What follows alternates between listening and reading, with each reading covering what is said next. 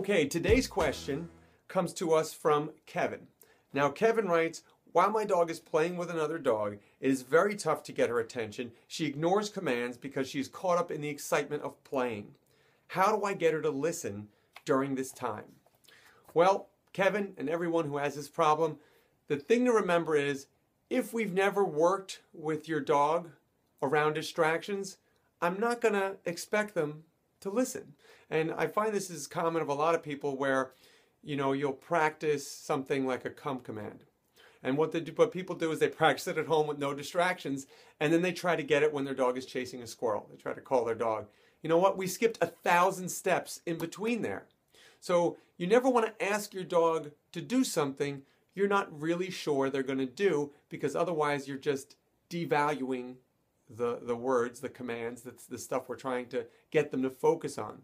So you have to start with no distractions, and when you get 90% compliance of calling your dog, getting their dog's attention, then you go to mild distractions, then medium distractions, and you go all the way up to major distractions.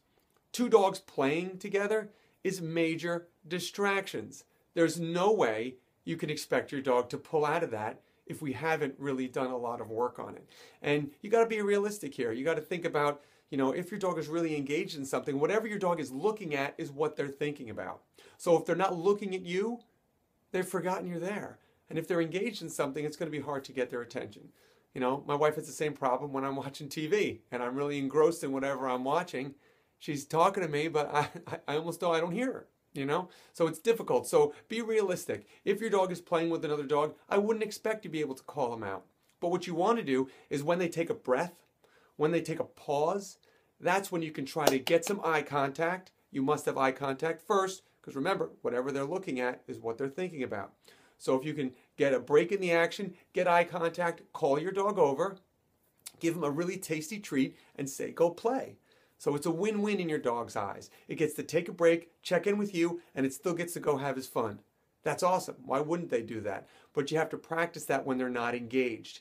As you do some repetitions, you can then start to try to pull them out when they're more and more engaged. But if they're really involved, they're probably not going to hear you. So I think it's unrealistic to ask them to come out of that. But if you with some practice, you're going to see that you're going to be able to pull your dog out of some intense situations if you just put in the time. All right, I hope that helps. Just go out there, start practicing. Remember, no distractions first, and work your way up to major distractions. If you like this tip and you want some more, I'd love to send you some via email. If you join up for my bi-monthly newsletter, that means it comes every 2 weeks. I'm going to send you lots of cool information on dogs, behavior, and training.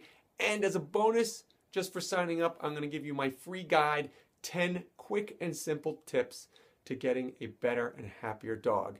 You can sign up on the link somewhere around this video, and I hope to see you soon in the next video.